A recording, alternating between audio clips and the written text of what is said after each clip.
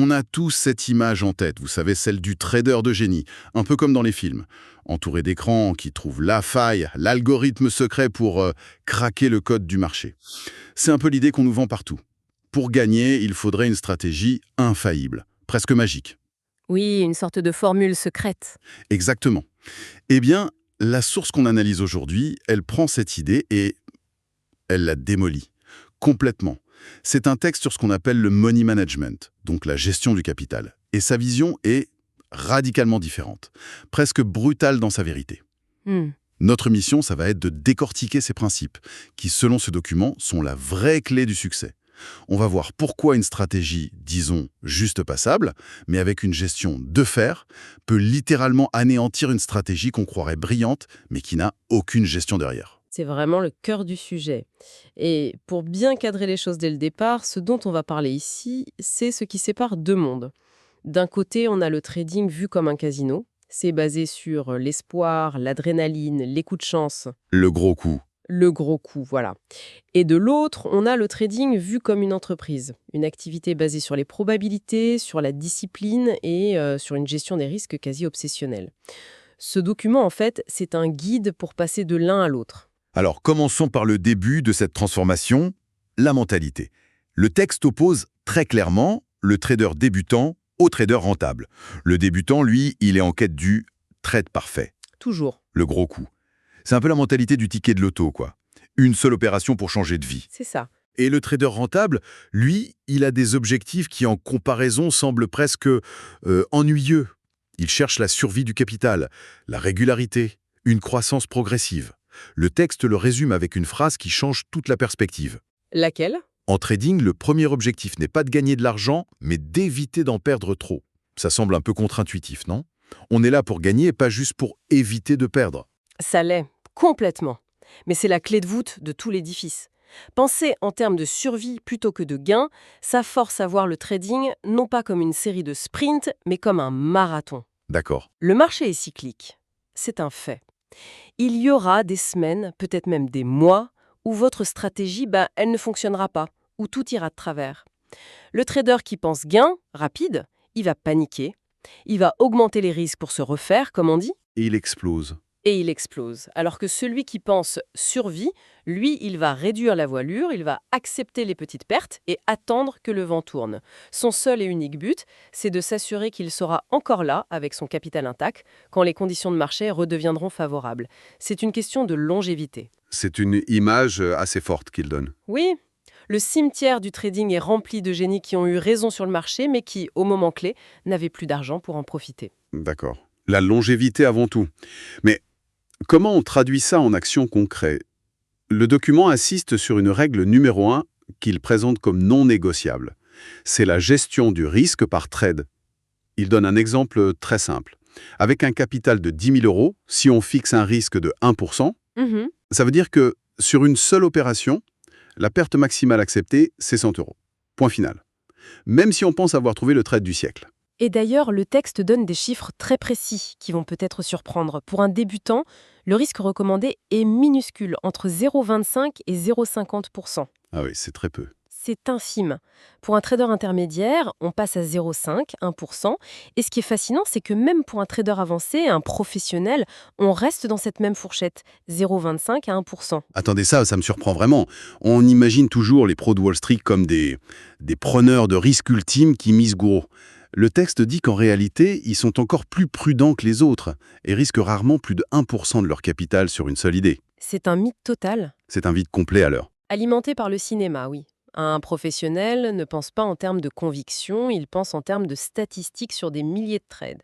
Il sait que même sa meilleure idée a une probabilité non négligeable d'échouer. Son travail, ce n'est pas d'avoir raison, c'est de gagner de l'argent sur le long terme. Et le document insiste sur un point. Lequel? C'est qu'au-delà de 2% de risque par trade, le risque de ruine mathématique, Oui. il explose. De manière exponentielle. Les pros le savent. Et la vraie difficulté, c'est la constance, j'imagine. C'est là que la psychologie entre en jeu. Exactement. C'est un peu comme aller à la salle de sport. Tout le monde sait qu'il faut être régulier. Mais après une mauvaise journée au travail, la tentation de sauter la séance est forte. En trading, c'est pareil. Après une perte, la tentation de doubler le risque sur le trade suivant pour effacer la perte d'un coup.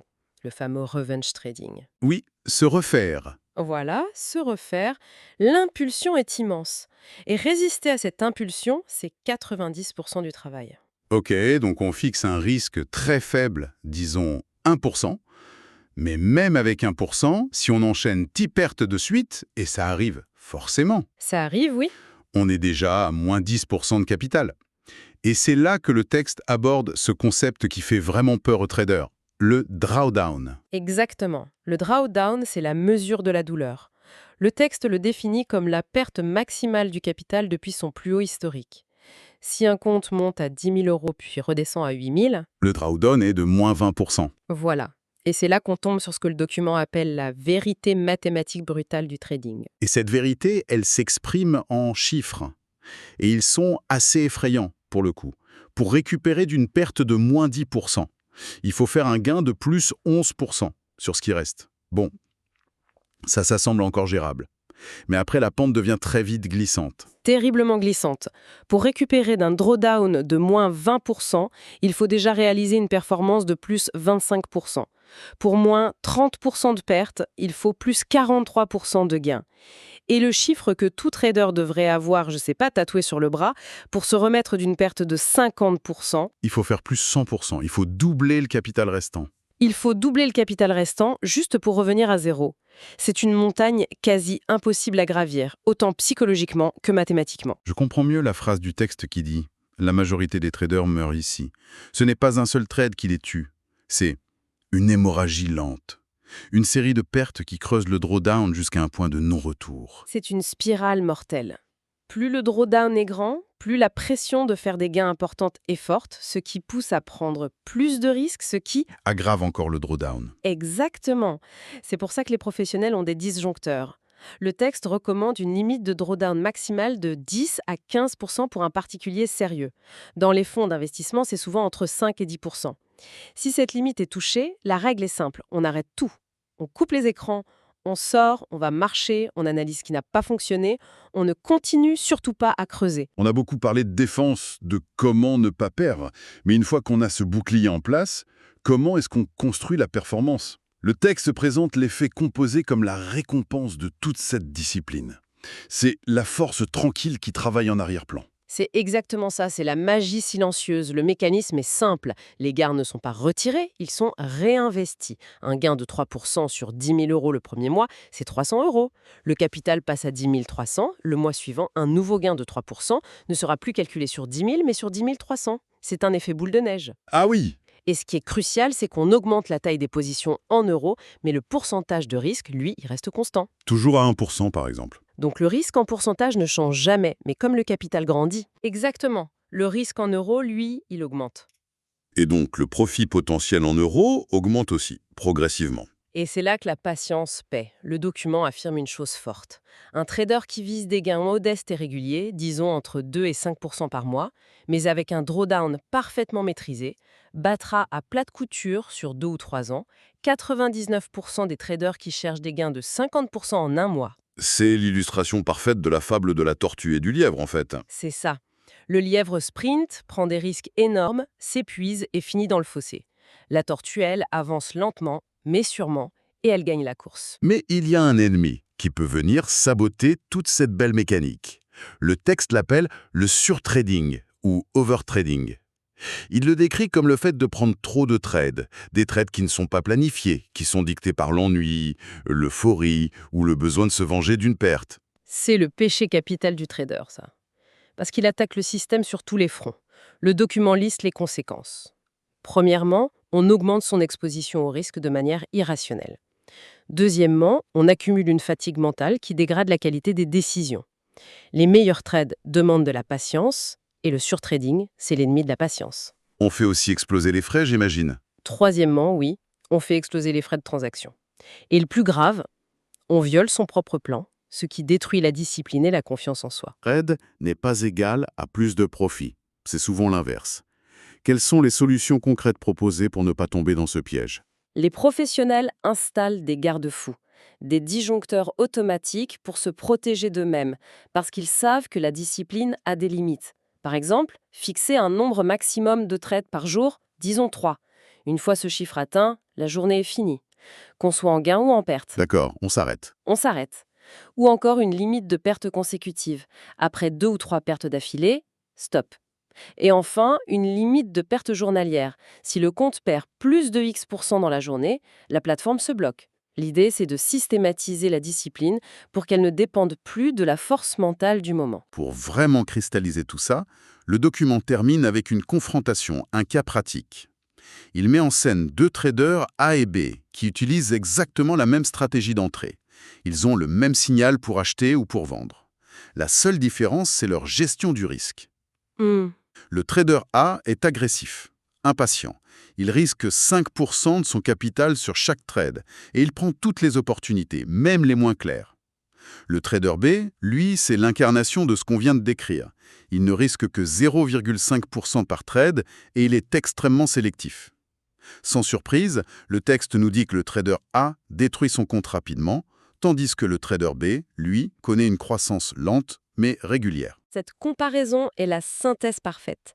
Ce qui est fascinant, et le document le souligne, c'est que le trader B gagne sur le long terme, même s'il a peut-être un taux de trade gagnant plus faible que le trader A. Ah oui, comment ça? Parce que ses pertes sont des piqûres de moustiques, totalement indolores. Celles du trader A, ce sont des coups de poignard. Ça prouve que la manière dont on gère ses sorties de position et la taille de ses pertes est infiniment plus importante que le signal d'entrée. C'est vraiment un changement de perspective. Totalement.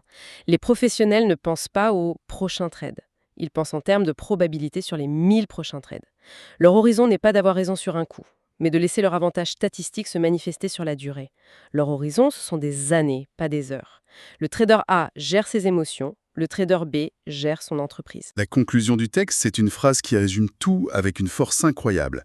La stratégie te fait entrer sur le marché. Le money management te permet d'y rester. On ne pourrait pas mieux dire, je crois. C'est l'analogie parfaite. Sans gestion, le trading est un jeu de hasard, un casino où la maison finit toujours par gagner. Avec une gestion rigoureuse, ça devient un business. Un processus méthodique, répétitif et, pour être honnête, assez peu glamour. La rentabilité, elle ne vient pas d'un coup de génie, mais de la somme de centaines de trades gérés avec une discipline de fer, où la préservation du capital est toujours la priorité numéro 1. C'est clair. Et pour finir, le document nous laisse avec une question qui dépasse largement le cadre des marchés financiers. Il insiste sur le fait que la discipline et la gestion du risque sont les vrais facteurs de succès.